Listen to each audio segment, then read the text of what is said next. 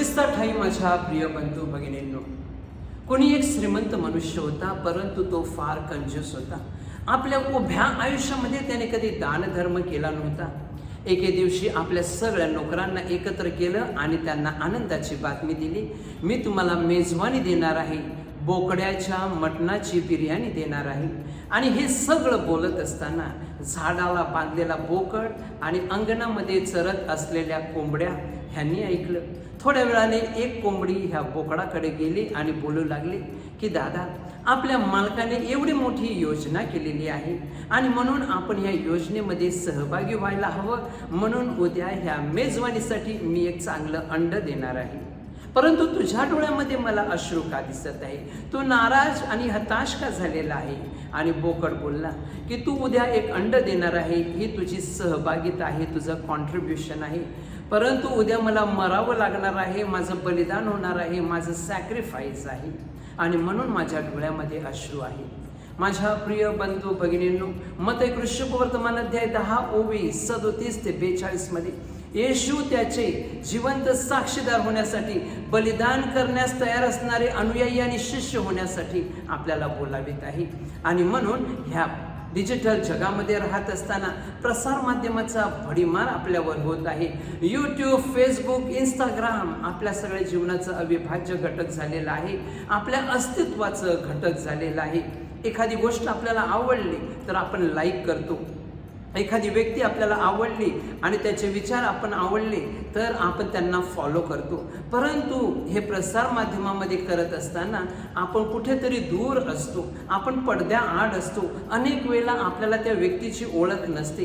प्रभू येशू ख्रिस्ताला फक्त फॉलो करणारे नाही तर फॉलोवर पाहिजेत. माझ्या प्रिय बंधूंनो, त्याला हाडाचे शिष्य पाहिजेत, जे त्याची सुवार्ता ह्या जगामध्ये, आज ह्या जगामध्ये देतील अशी लोक पाहिजेत. आणि आपण जर पाहिलं तर प्रभू येशूची सुवार्ता ह्या जगाला गरजेची आहे. ह्या जगामध्ये जर आपण पाहिलं आणि एक नजर टाकली तर जगामध्ये नीतिमूल्य, न्यायनीती ढासळलेली आहे. जगामध्ये व्यभिचार आणि सभ्राचार वाढलेले आहेत आणि अशा वेळेला फक्त प्रभू येशूची सुवार्ता ह्या जगाला आनंद देऊ शकते, ह्या जगाला नवचैतन्य देऊ शकते.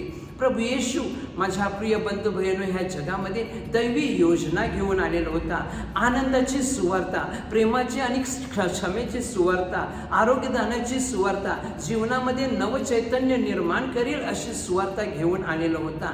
आणि ही सुवार्ता माझ्या प्रिय बंधू भगिनींनो जगाच्या अंतापर्यंत जिवंत राहावी, टिकावी आणि इतरांना द्यावी. म्हणून त्याने शिष्याची निवड केली, म्हणून त्याने अनुयायी घेतले. आणि हे अनुयायी निवडताना आपण पाहतो की तो कोणत्या विद्यापीठाकडे गेला नाही, ज्ञानी आणि गुणी लोक त्याने निवडले नाहीत, तर गालिल सरोवराच्या तेथे गेला आणि मासे पकडणारे, मासे कोळी लोक ह्यांची त्याने निवड केली. मासे पकडणारे त्याने माणसे पकडणारे केले.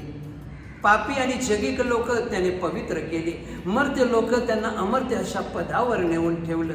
आणि तोच प्रभू येशू ख्रिस्त, जो माझ्या प्रिय बंधू बहिणी ह्या जगाचा आणि आपला उद्धार करता आहे, त्याच्या नावाने, त्या ख्रिस्ताच्या नावाने आपण बाप्तिस्मा घेतलेला आहे. त्याच्या मरणामध्ये आणि पुनरुत्थानामध्ये आपण सहभागी झालेलो आहोत. म्हणजेच त्याची सुवार्ता देणं हे आद्य कर्तव्य आहे. आपण त्याचे साक्षीदार होणं हे आपलं कर्तव्य आहे. आणि म्हणून माझ्या प्रिय बंधू बहिणो, C.T. स्टड एक इंग्लंड येथील मोठा क्रिकेटर, प्रसिद्ध असा क्रिकेटर, ज्याच्याकडे भरपूर ऐश्वर होतं आणि प्रसिद्धीच्या झोतात असताना, प्रसिद्धीच्या उंबरठ्यावर असताना, सगळी धनदौलत, सगळी श्रीमंत त्याला तो पाठ करतो, तो गोरगरिबांना वाटतो आणि येशूची सुवार्ता देण्यासाठी तो आफ्रिका, चायना आणि भारत ह्या देशामध्ये येतो. हे सगळं करत असताना लोक त्याला हसत असतात, मूर्ख समजत असतात आणि त्याला प्रश्न करतात की तू हे काय चालवलेलं आहे? आणि तो बोलतो की ज्या प्रभू येशू ख्रिस्ताने माझ्यासाठी क्रूसावर बलिदान केलेलं आहे, त्या ख्रिस्तासाठी मी बलिदान करावं. आणि ही आनंदाची गोष्ट लोकांना तो सांगत असतो. माझ्या प्रिय बंधू भगिनींनो, येशूचे अनुयायी आणि शिष्य होण्यासाठी अट एक होती आणि तीच आजपर्यंत आहे, सर्व संग परित्याग करून या. माझ्या प्रिय बंधू भगिनींनो, त्याच्या आज्ञेचं पालन करावं, ह्याच गोष्टी तो आपल्याकडून अपेक्षित आहे.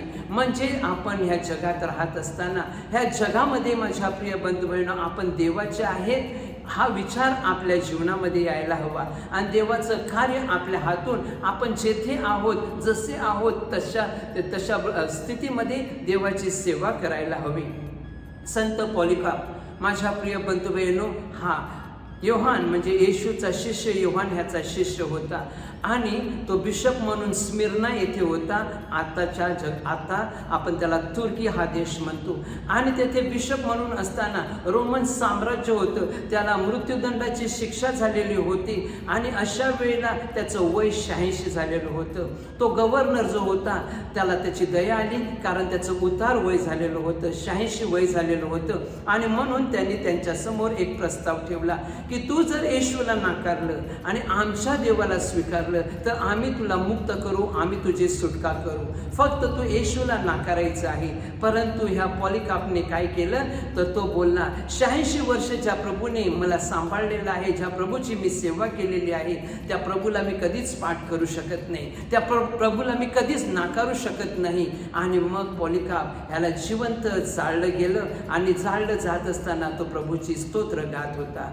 तोच संत पॉलिकार्प. माझ्या प्रिय बंधू बहिणो, आज प्रभू येशू ख्रिस्त सांगत आहे, पीक आले अमाप शेतात, काम खऱ्याची उणीव अत्यंत. आज तो सांगत आहे, तुमचा वधस्तंभ घेऊन मला अनुसरा. आज आपल्या कौटुंबिक जीवनामध्ये, आपल्या सामाजिक जीवनामध्ये प्रभू येशू ख्रिस्ताच्या सुवार्तेची गरज आहे आणि ती देण्याचा आपण प्रयत्न करूया. आमेन.